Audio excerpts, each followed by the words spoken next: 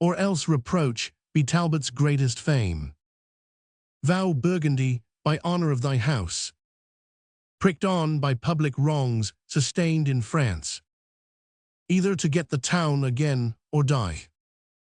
And I, as sure as English Henry lives, and as his father here was conqueror, as sure as in this late betrayed town great Coeur de Lion's heart was buried, so sure I swear to get the town or die. Burgundy, my vows are equal partners with thy vows. Talbot, but ere we go, regard this dying prince, the valiant Duke of Bedford. Come, my lord, we will bestow you in some better place, fitter for sickness and for crazy age. Bedford, Lord Talbot, do not so dishonour me. Here will I sit before the walls of Rouen, and will be partner of your weal or woe.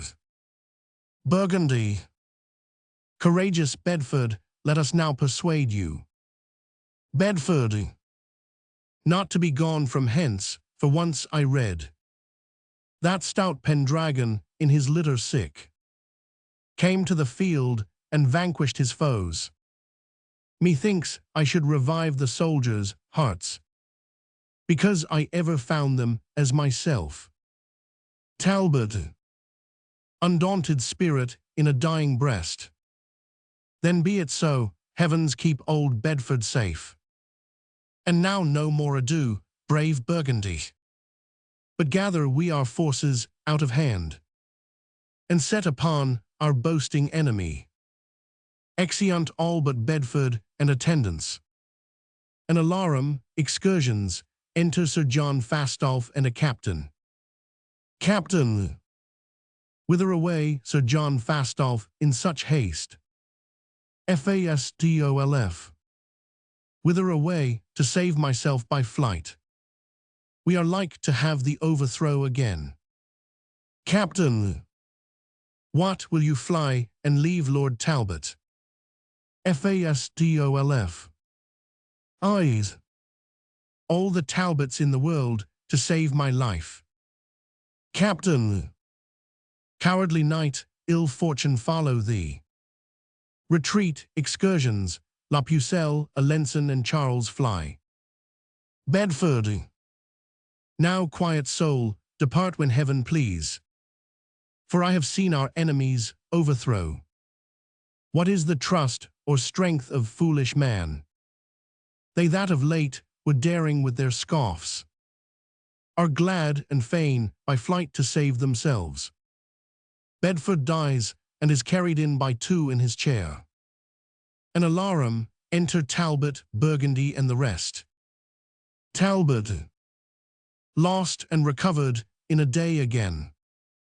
This is a double honour, Burgundy. Yet heavens have glory for this victory. Burgundy, warlike and martial Talbot, Burgundy, enshrines thee in his heart, and there erects thy noble deeds as valor's monuments. Talbot, thanks, gentle Duke, but where is Pucelle now? I think her old familiar is asleep. Now where's the bastards braves, and Charles his gleeks? What all amort, Rouen hangs her head for grief, that such a valiant company are fled. Now will we take some order in the town, placing therein some expert officers, and then depart to Paris to the king, for there young Henry with his nobles lie. Burgundy, what wills Lord Talbot pleaseth Burgundy? Talbot, but yet before we go, let's not forget the noble Duke of Bedford late deceased, but see his exequies fulfilled in Rouen. A braver soldier never couched lance, a gentler heart did never sway in court. But kings and mightiest potentates must die, for that's the end of human misery. Scene 3, the plains near Rouen. Enter Charles the bastard of Orleans, Alençon, La Pucelle and forces. Pucelle. Dismay not, princes, at this accident, nor grieve that Rouen is so recovered. Care is no cure, but rather corrosive, for things that are not to be remedied. Let frantic Talbot triumph for a while, and like a peacock sweep along his tail, will pull his plumes and take away his train, if Dauphin and the rest will be but ruled. Charles, we have been guided by thee hitherto, and of thy cunning had no diffidence. One sudden foil shall never breed distrust. Bastard, search out thy wit for secret policies, and we will make thee famous through the world. Alençon, will set thy statue in some holy place, and have thee reverenced like a blessed saint. Employ thee then, sweet virgin, for our good. Pucelle. Then thus it must be, this doth Joan devise, by fair persuasions mixed with sugared words. We will entice the Duke of Burgundy to leave the Talbot and to follow us. Charles, I marry Sweeting, if we could do that. France were no place for Henry's warriors, nor should that nation boast it so with us, but be extirped from our provinces. Alençon, for ever should they be expulsed from France, and not have title of an earldom here. Pucelle. Your honours shall perceive how I will work to bring this matter to the wished end. Drum sounds afar off. Hark, by the sound of drum you may perceive their powers are marching unto Perrisward. Hear sound an English march. There goes the Talbot with his colours spread, and all the troops of English after him. Now in the rearward comes the Duke and his. Fortune in favour makes him lag behind. Summon a parley, we will talk with him. Trumpets sound a parley. Charles, a parley with the Duke of Burgundy. Enter Burgundy. Burgundy, who craves a parley with the Burgundy? Pucelle. The princely Charles of France, thy countryman. Burgundy, what say'st thou, Charles, for I am marching hence? Charles, speak, Pucelle, and enchant him with thy words. Pucelle. Brave Burgundy, undoubted hope of France. Stay, let thy humble handmaid speak to thee. Burgundy, speak on, but be not over tedious. Pucelle. Look on thy country, look on fertile France, and see the cities and the towns defaced by wasting ruin of the cruel foe, as looks the mother on her lowly babe, when death doth close his tender dying eyes. See the pining malady of France. Behold the wounds, the most unnatural wounds, which thou thyself hast given her woeful breast. Oh, turn thy edged sword another way. Strike those that hurt, and hurt not those that help. One drop of blood, drawn from thy country's bosom, should grieve thee more than streams of foreign gore. Return thee therefore with a flood of tears, and wash away thy country's stained spots. Burgundy, either she hath bewitched me with her words, or nature makes me suddenly relent. Pucelle. Besides, all French and France exclaims on thee, doubting thy birth and lawful progeny. Who join'st thou with, but with a lordly nation, that will not trust thee but for profit's sake? When Talbot hath set footing once in France, and fashioned thee that instrument of ill. Who then but English Henry will be lord? And thou be thrust out like a fugitive. Call we to mind, and mark but this for proof. Was not the Duke of Orleans thy foe? And was he not in England prisoner? But when they heard he was thine enemy, they set him free without his ransom paid, in spite of Burgundy and all his friends. See then thou fight'st against thy countrymen, and join'st with them will be thy slaughtermen. Come, come, return, return, thou wandering lord. Charles and the rest will take thee in their arms. Burgundy, I am vanquished, these haughty words of hers have battered me like roaring cannon shot, and made me almost yield upon my knees. Forgive me, country and sweet countrymen, and lords, accept this hearty kind embrace. My forces and my power of men are yours. So farewell, Talbot, I'll no longer trust thee. Pucelle. Done like a Frenchman, turn and turn again. Charles. Welcome, brave Duke, thy friendship makes us fresh. Bastard. And doth beget new courage in our breasts. Alençon. Pucelle hath bravely played her part in this, and doth deserve a coronet of gold. Charles. Now let us on, my lords, and join our powers, and seek how we may prejudice the foe. Scene 4, Paris, the palace. Enter the King, Gloucester, Bishop of Winchester, Exeter, York, Warwick, and Vernon, Suffolk, Somerset, Basset, and others. To them with his soldiers Talbot. Talbot.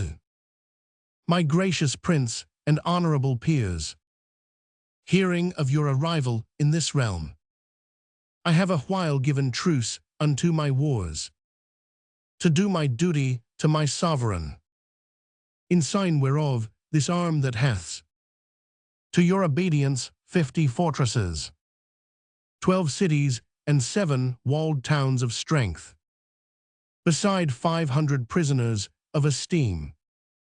Let's fall his sword before your highness' feet, and with submissive loyalty of heart, ascribes the glory of his conquest got, first to my God, and next unto your grace.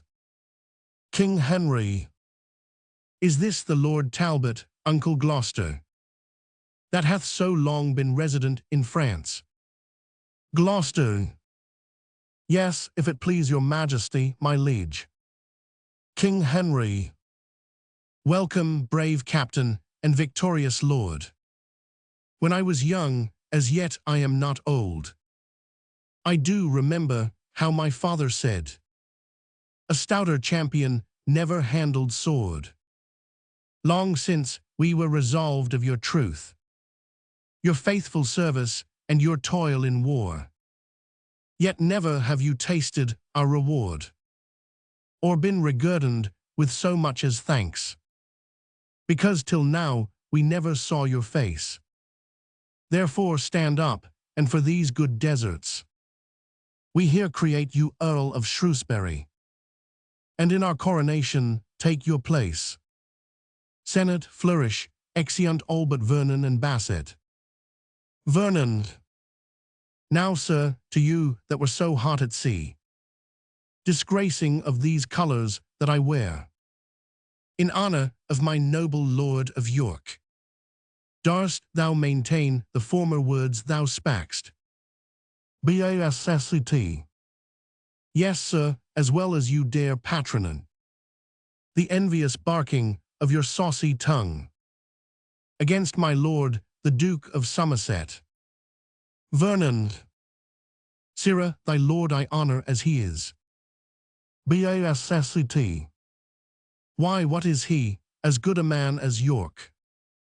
Vernon. Hark ye not so, in witness take ye that. Basset.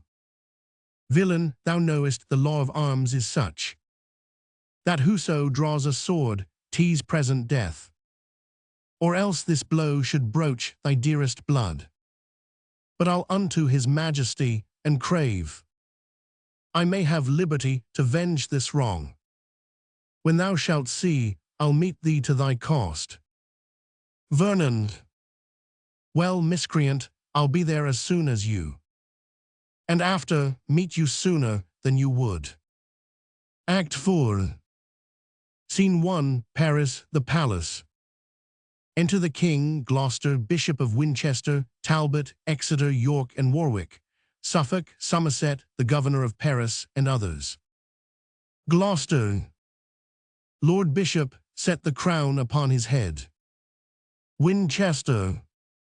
God save King Henry, of that name the 6th. Gloucester. Now, Governor of Paris, take your oath, that you elect no other king but him. Esteem none friends, but such as are his friends, and none your foes, but such as shall pretend malicious practices against his state. This shall ye do, so help you righteous God. Enter Sir John Fastolf, Fastolf. My gracious sovereign, as I rode from Calais, to haste unto your coronation, a letter was delivered to my hands, writ to your grace from Th. Duke of Burgundy. Talbot. Shame to the Duke of Burgundy and thee. I vowed, base knight, when I did meet thee next, to tear the garter from thy craven's leg, plucking it off, which I have done, because unworthily thou wast installed in that high degree. Pardon me, princely Henry, and the rest. This dastard at the battle of Padday, when but in all I was 6,000 strong, and that the French were almost 10 to 1, before we met, or that a stroke was given, like to a trusty squire, did run away, in which assault we lost 1,200 men, myself and divers gentlemen beside, were there surprised and taken prisoners. Then judge, great lords, if I have done amiss, or whether that such cowards ought to wear this ornament of knighthood, yea or no. Gloucester. To say the truth, this fact was infamous, and ill beseeming any common man, much more a knight, a captain, and a leader. Talbot. When first this order was ordained, my lords, knights of the Garter, were of noble births, valiant and virtuous, full of haughty courage, such as were grown to credit by the wars, not fearing death, nor shrinking for distress, but always resolute in most extremes.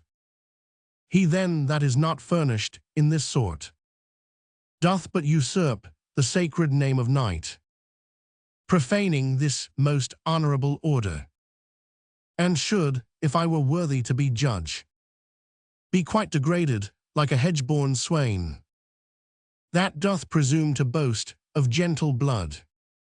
King Henry. Stain to thy countrymen, thou hear'st thy doom. Be packing, therefore, thou that wast a knight. Henceforth we banish thee on pain of death. And now, my Lord Protector, view the letter, sent from our uncle, Duke of Burgundy. Gloucester. What means his grace, that he hath changed his style? No more but plain and bluntly, to the king. Hath he forgot he is his sovereign? Or doth this churlish superscription pretend some alteration in good will? What's here I have, upon a special cause, moved with compassion of my country's wrack, together with the pitiful complaints of such as your oppression feeds upon, forsaken your pernicious faction, and joined with Charles, the rightful King of France. O monstrous treachery, can this be so? that in alliance, amity, and oaths, there should be found such false dissembling guile. King Henry. What doth my uncle Burgundy revolt? Gloucester. He doth, my lord, and is become your foe. King Henry. Is that the worst this letter doth contain? Gloucester. It is the worst, and all, my lord, he writes. King Henry. Why then, Lord Talbot, there shall talk with him, and give him chastisement for this abuse. How say you, my lord, are you not content? Talbot. Content, my liege, yes, but that I am prevented. I should have begged, I might have been employed. King Henry. Then gather strength, and march unto him straight. Let him perceive how ill we brook his treason, and what offence it is to flout his friends. Talbot. I go, my lord, in heart desiring still. You may behold confusion of your foes. Enter Vernon and Basset. Vernon. Grant me the combat, gracious sovereign. Bassett. And me, my lord, grant me the combat too. York. This is my servant, hear him, noble prince. Somerset. And this is mine, sweet Henry, favor him. King Henry. Be patient, lords, and give them leave to speak. Say, gentlemen, what makes you thus exclaim? And wherefore crave you combat, or with whom? Vernon. With him, my lord, for he hath done me wrong.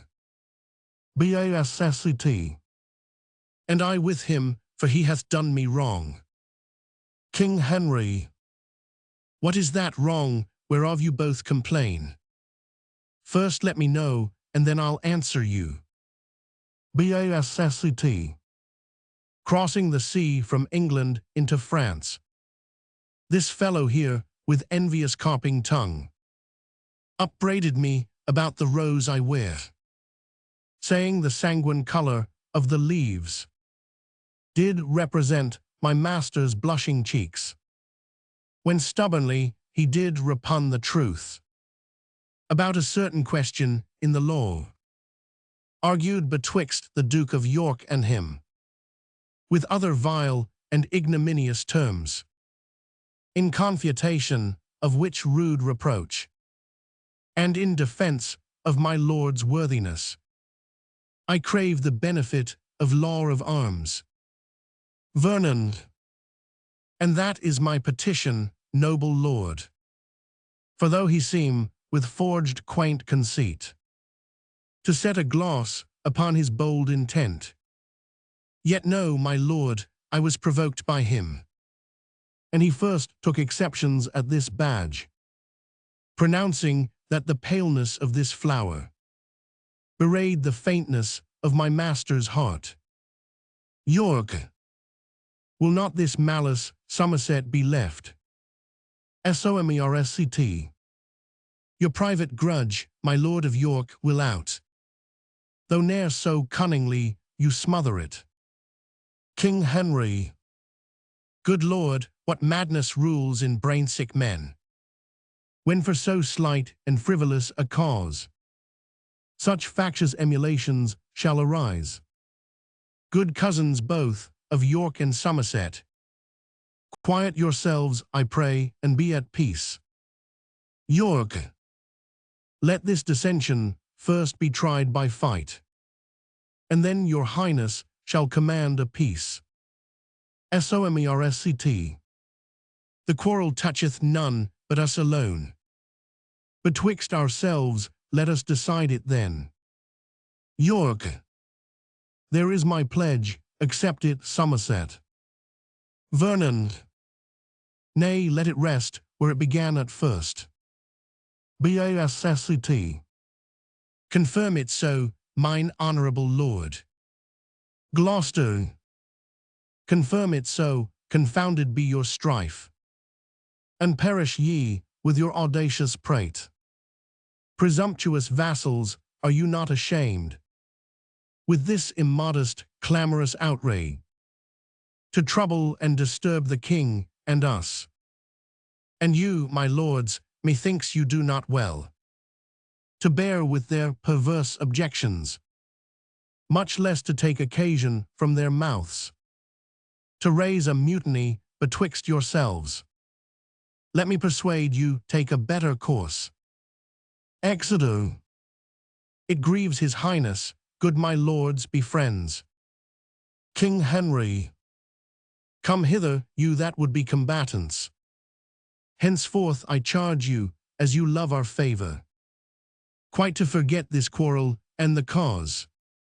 And you, my lords, remember where we are. In France, amongst a fickle wavering nation. If they perceive dissension in our looks, and that within ourselves we disagree, how will their grudging stomachs be provoked to wilful disobedience and rebel? Beside, what infamy will there arise, when foreign princes shall be certified that for a toy, a thing of no regard, King Henry's peers and chief nobility destroyed themselves and lost the realm of France? Oh, think upon the conquest of my father, my tender years, and let us not forego that for a trifle that was bought with blood. Let me be umpire in this doubtful strife.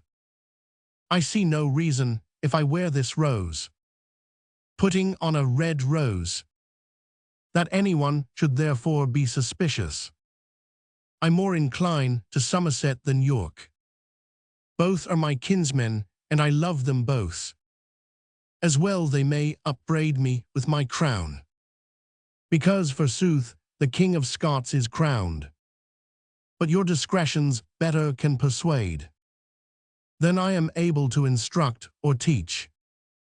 And therefore, as we hither came in peace, so let us still continue peace and love. Cousin of York, we institute your grace to be our regent in these parts of France. And good my lord of Somerset, unite your troops of horsemen with his bands of foot, and like true subjects, sons of your progenitors, go cheerfully together and digest your angry choler on your enemies. Ourself, my lord protector, and the rest, after some respite, will return to Calais. From thence to England, where I hope ere long to be presented by your victories, with Charles Alençon and that traitorous rout.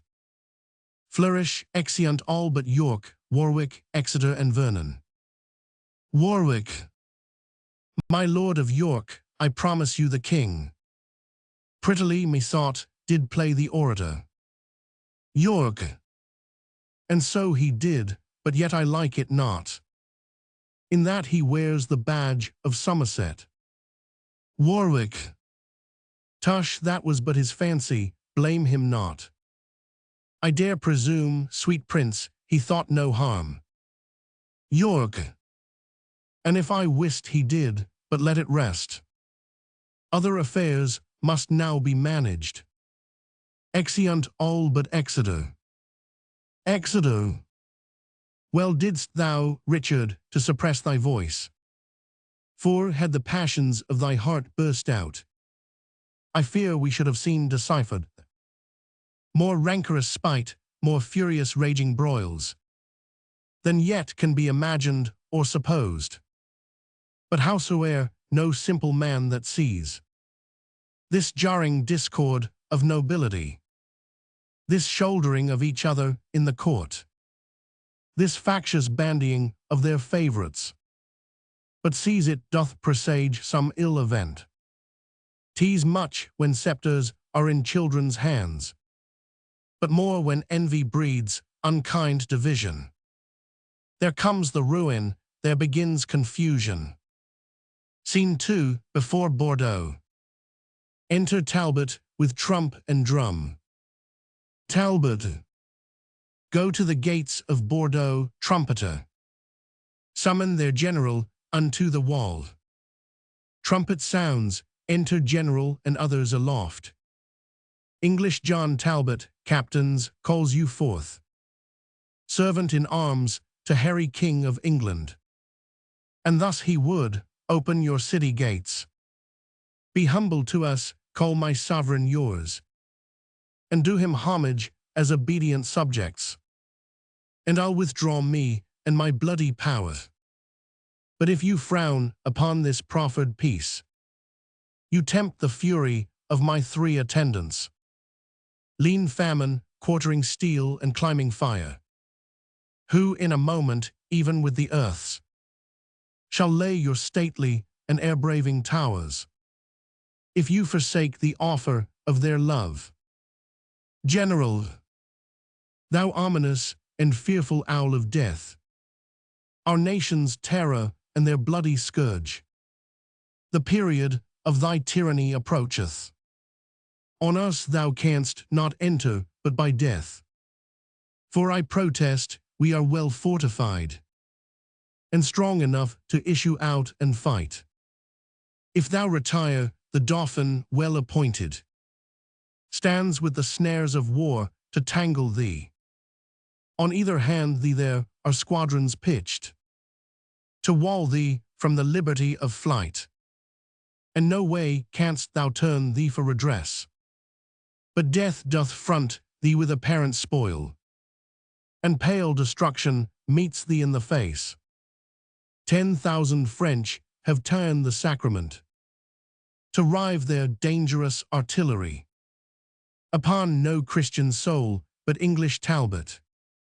Lo, there thou stand'st, a breathing valiant man, of an invincible, unconquered spirit.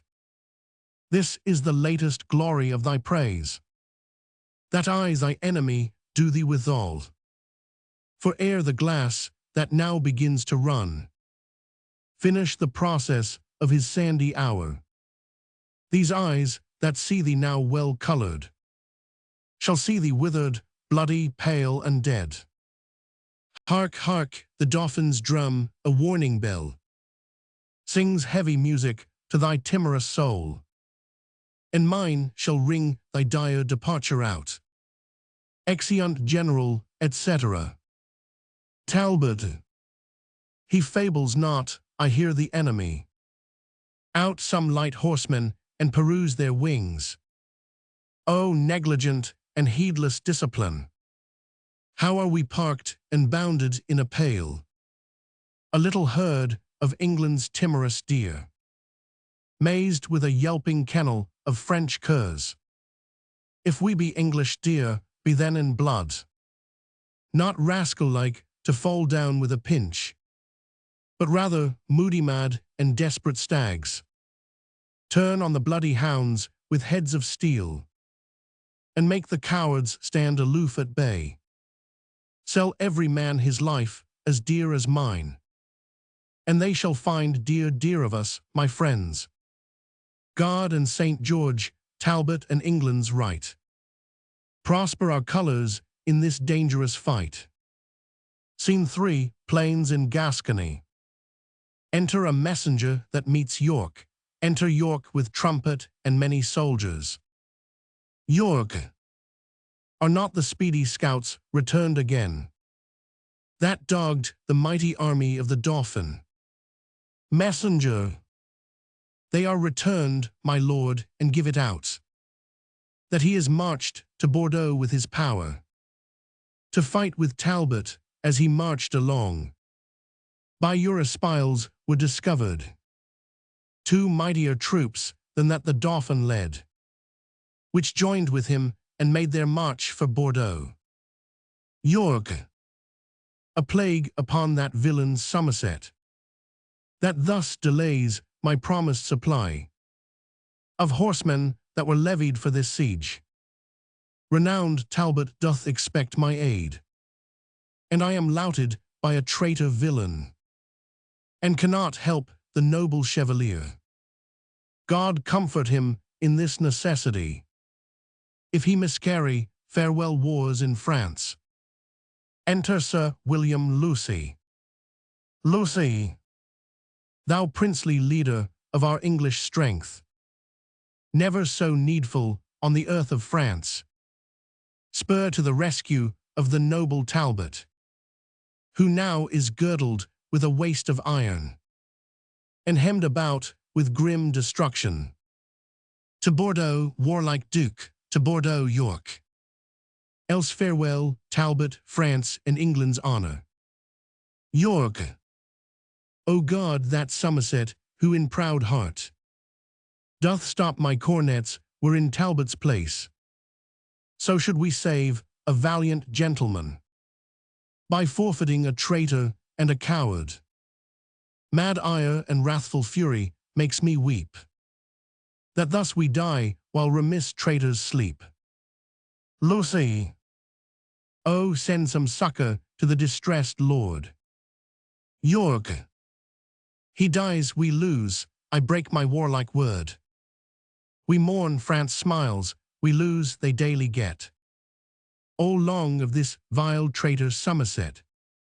Lucy, then God take mercy on brave Talbot's soul, and on his son young John, who 2 hours since I met in travel toward his warlike father. This 7 years did not Talbot see his son, and now they meet where both their lives are done. York, alas, what joy shall noble Talbot have to bid his young son welcome to his grave. Away, vexation almost stops my breath, that sundered friends greet in the hour of death. Lucy, farewell, no more my fortune can, but curse the cause, I cannot aid the man. Maine, Blois, Poitiers, and Tours are won away. Long all of Somerset and his delay. Exit with his soldiers.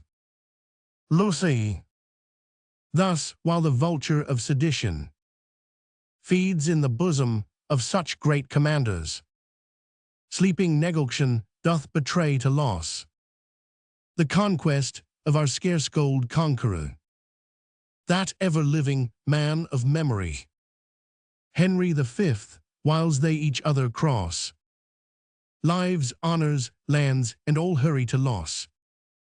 Scene 4, other plains in Gascony.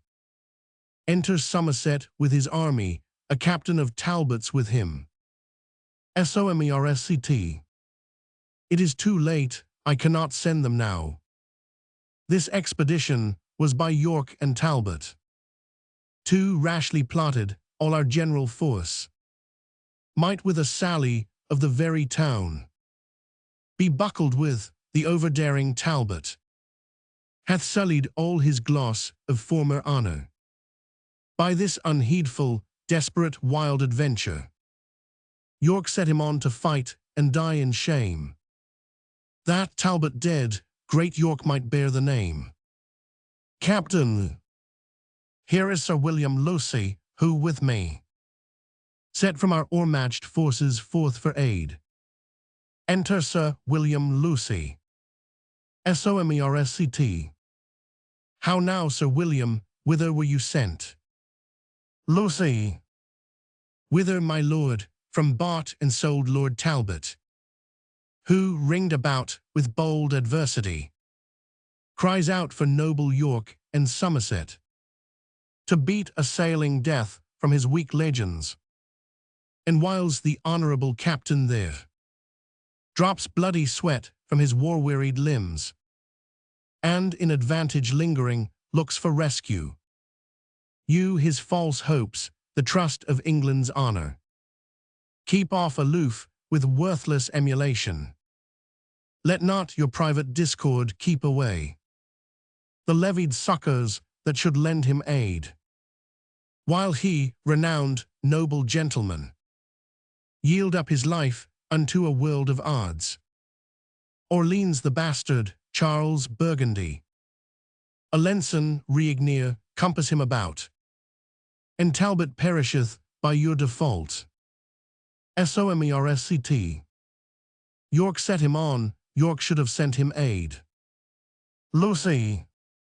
And York as fast upon your grace exclaims, swearing that you withhold his levied host, collected for this expedition. Somerst. York lies, he might have sent and had the horse. I owe him little duty and less love, and take foul scorn to fawn on him by sending. Lucy. The fraud of England, not the force of France, hath now entrapped the noble-minded Talbot. Never to England shall he bear his life, but dies betrayed to fortune by your strife. Somerst. Come, go, I will dispatch the horsemen straight. Within 6 hours they will be at his aid. Lucy. Too late comes rescue, he is ta'en or slain. For fly he could not, if he would have fled. And fly would Talbot never, though he might. Somerst. If he be dead, brave Talbot, then adieu. Lucy. His fame lives in the world, his shame in you. Scene 5, the English camp near Bordeaux. Enter Talbot and John his son. Talbot. O young John Talbot, I did send for thee, to tutor thee in stratagems of war, that Talbot's name might be in thee revived, when sapless age and weak unable limbs should bring thy father to his drooping chair. But O malignant and ill-boding stars, now thou art come unto a feast of death, a terrible and unavoided danger. Therefore, dear boy, mount on my swiftest horse, and I'll direct thee how thou shalt escape. By sudden flight, come, dally not, be gone. John Talbot. Is my name Talbot, and am I your son? And shall I fly, oh, if you love my mother? Dishonor not her honorable name, to make a bastard and a slave of me. The world will say, he is not Talbot's blood, that basely fled when noble Talbot stood. Talbot. Fly to revenge my death, if I be slain. John Talbot. He that flies so will ne'er return again. Talbot. If we both stay, we both are sure to die. John Talbot. Then let me stay, and father, do you fly. Your loss is great, so your regard should be. My worth unknown, no loss is known in me. Upon my death, the French can little boast. In yours they will, in you all hopes are lost. Flight cannot stain the honor you have won, but mine it will, that no exploit have done.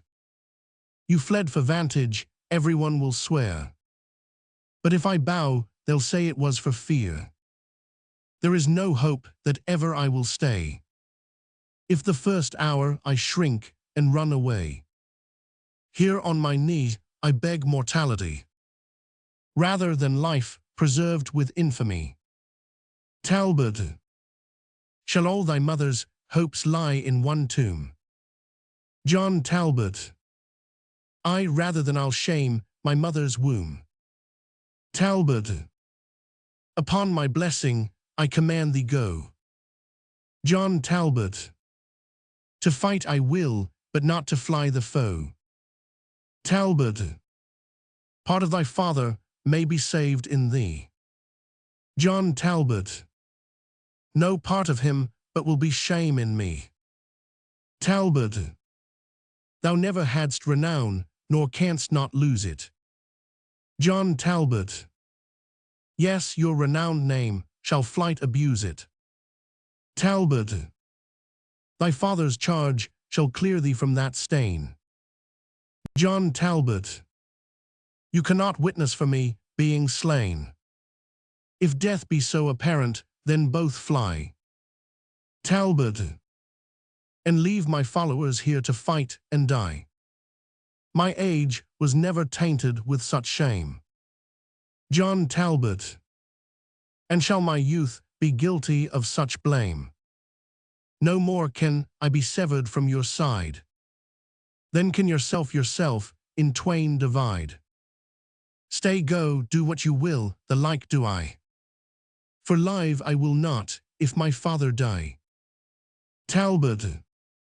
Then here I take my leave of thee, fair son, born to eclipse thy life this afternoon.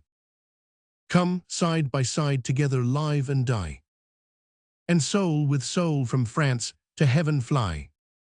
Scene 6, a field of battle.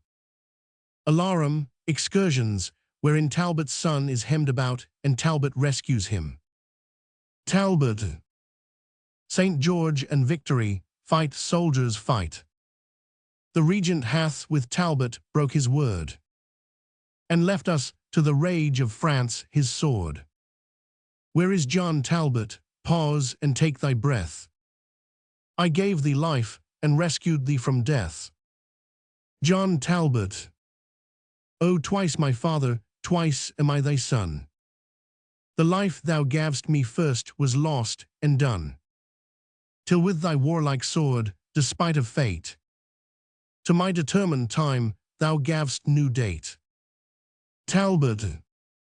When from the Dauphin's crest thy sword struck fire, it warmed thy father's heart with proud desire of bold-faced victory, then leaden age, quickened with youthful spleen and warlike rage, beat down Alençon, Orleans, Burgundy, and from the pride of Gallia rescued thee, the ireful bastard Orleans that drew blood from thee, my boy, and had the maidenhood of thy first fight I soon encountered, and interchanging blows I quickly shed some of his bastard blood, and in disgrace bespoke him thus, contaminated base, and misbegotten blood I spill of thine, mean and right poor, for that pure blood of mine, which thou didst force from Talbot, my brave boy, here purposing the bastard to destroy,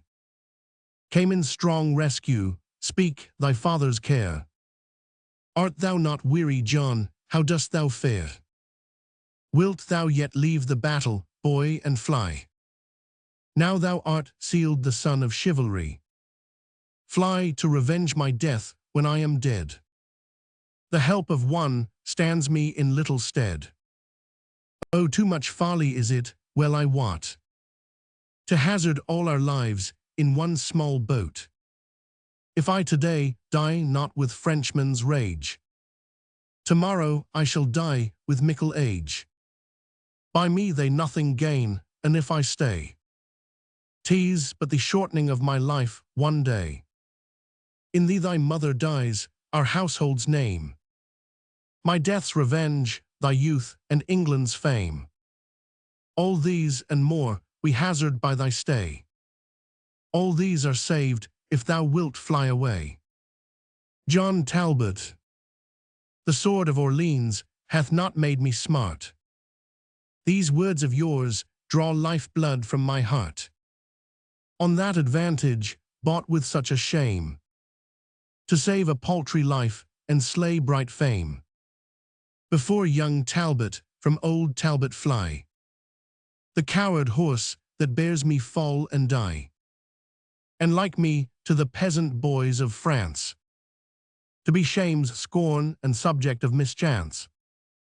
Surely, by all the glory you have won, and if I fly, I am not Talbot's son. Then talk no more of flight, it is no boot. If son to Talbot, die at Talbot's foot. Talbot. Then follow, thou, thy desperate sire of Crete.